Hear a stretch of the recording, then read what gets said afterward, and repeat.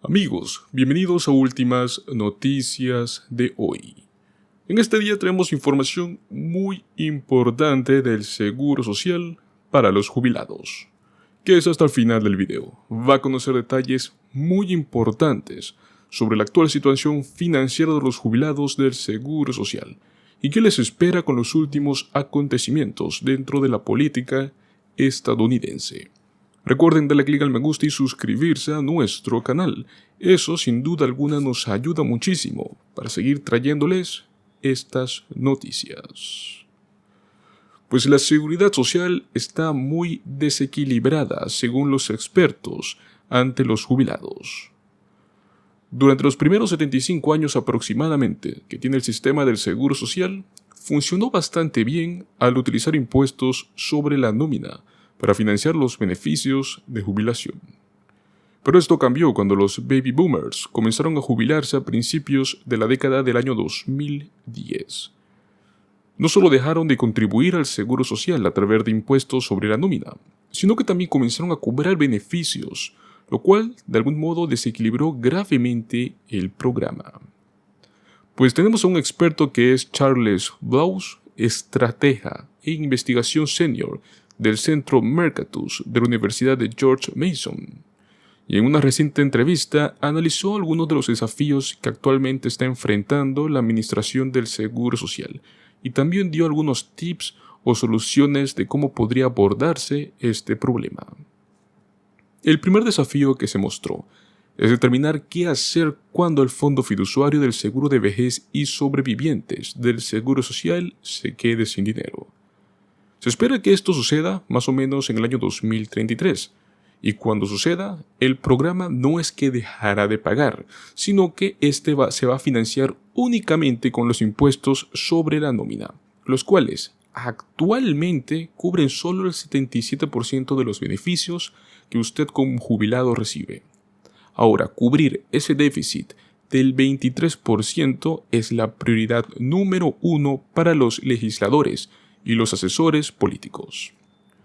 Pues de los 3 desafíos y posibles soluciones que enfrentan el Seguro Social en este momento, el primero es no estar preparado para la fecha de agotamiento del fondo fiduciario.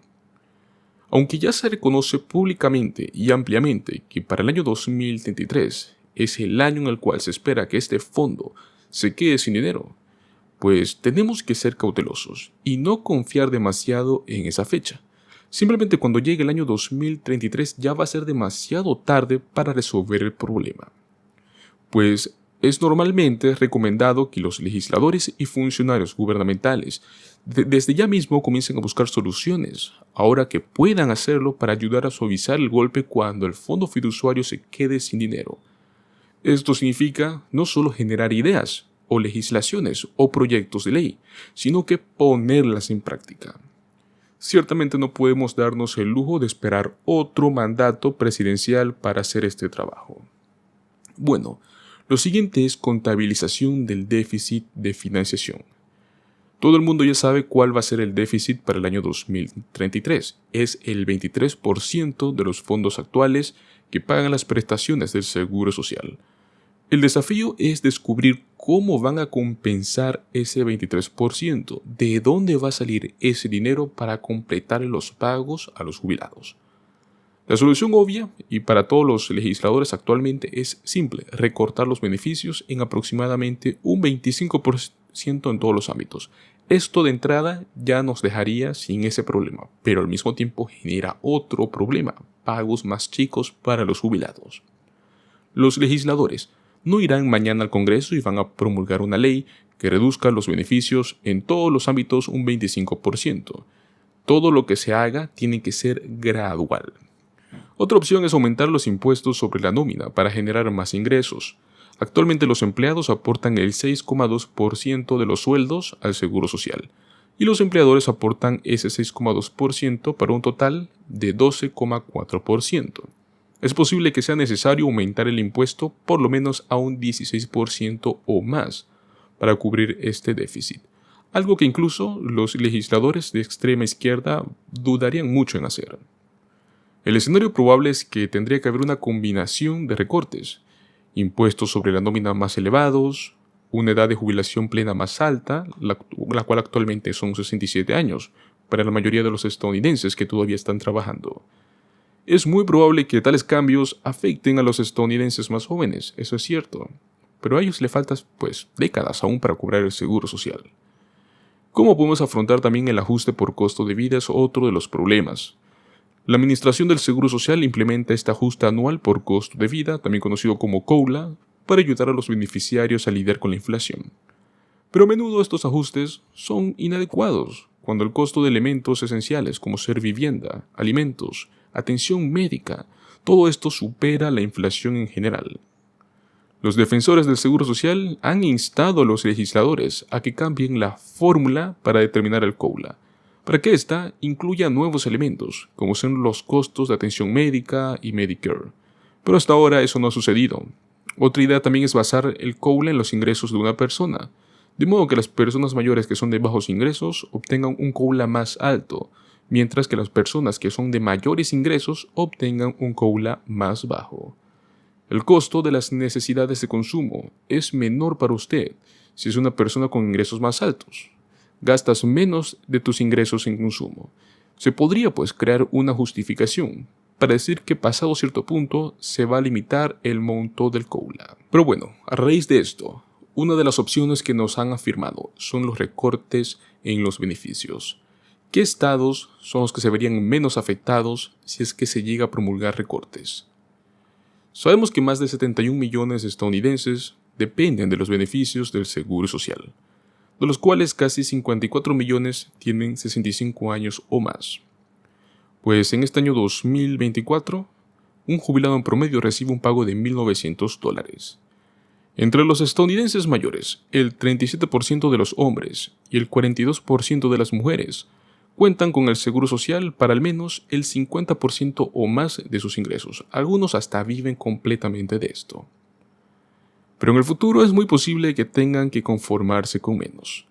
El programa está en camino a agotarse con los fideicomisos, los cuales ya dejarán de financiarse por completo hasta el año 2033. Para evitar este resultado, el Congreso tendría que modificar el programa aumentando la edad de jubilación, aumentando los impuestos, recortando los créditos de jubilación retrasada o hasta incluso la opción que todo el mundo está hablando, recortar los beneficios. Aunque el Seguro Social es un programa federal y su ubicación no determina sus beneficios, el lugar en el cual usted vive puede llegar a tener mucho que ver con la situación. Pues bueno, para darles una pequeña idea, ¿cuáles son los estados que están en mejor posición para sobrevivir a una reducción de beneficios con el menor impacto? Utah, Alaska y Texas tienen la fórmula ganadora. James Allen, instructor certificado de educación financiera, contador público certificado y fundador de Philpin.com, cree que los residentes de Utah, Alaska y Texas son los más preparados para lograr soportar posibles recortes al seguro social. Y es que estos estados tienen un perfil demográfico más joven, con menos personas de 67 años o más. De hecho, la Oficina de Recursos Poblacionales afirma que Texas, Alaska y Utah son los 3 estados más jóvenes de Estados Unidos, con un 13,2%, 13,1% y 11,7% de población de 65 años o más. Esto en comparación con los más antiguos, Maine y Florida, los cuales superan hasta el 21%. También tienen un porcentaje más bajo de su población, los cuales reciben beneficios del Seguro Social. Pero aquí está el truco. Estos estados también tienen sólidos programas de ayuda estatal para las personas mayores. Entonces, incluso si es que se ajusta los hilos del bolsillo, estos estados cuentan con una red de seguridad. Es como si hubieran construido sus propios búnkeres financieros contra la potencial tormenta que podría llegar para el Seguro Social. Luego de esto, 4 estados no graban los ingresos de jubilación. Un puñado de otros estados también ofrecen un tipo diferente de cobertura al eximir los impuestos de los ingresos que otorgamos por jubilación, lo cual le permite conservar una mayor parte del dinero que recibe de sus beneficios del Seguro Social. El primero es Illinois, donde los residentes de Illinois pagan un impuesto estatal fijo sobre la renta del 4,95%, pero todos los ingresos de jubilación quedan totalmente exentos. Los jubilados en Illinois no pagan impuestos estatales sobre distribuciones de cuentas 401k y otros planes calificados que están basados en empleador o planes autodirigidos. Otro estado es Iowa, el cual a partir del año 2023 los residentes de Iowa de 55 años en adelante ya no pagan impuestos sobre los ingresos de jubilación de los planes 401k, 403b y 457b. Luego tenemos a Mississippi, donde según el Departamento de Ingresos de Mississippi, generalmente los ingresos de jubilación, las pensiones y las anualidades no están sujetos al impuesto sobre la renta. Luego tenemos a Pensilvania, donde según el Departamento de Ingresos de Pensilvania, los beneficios de jubilación comúnmente reconocidos no están también sujetos a impuestos o a efectos de Pensilvania, si es que se jubiló y cumplió con los requisitos para la jubilación según el plan de su empleador. Y luego de esto, 9 estados eximen todos los ingresos de impuestos. La mayoría de los estados, 38 más Washington D.C., no imponen impuestos estatales al Seguro Social, pero 9 de ellos duplican al excluir no solo al Seguro Social y a los fondos de jubilación, sino todos los ingresos provenientes de impuestos estatales. Tenemos Alaska, Florida, Nevada, New Hampshire, Dakota del Sur, Tennessee, Texas, Washington y por último Wyoming.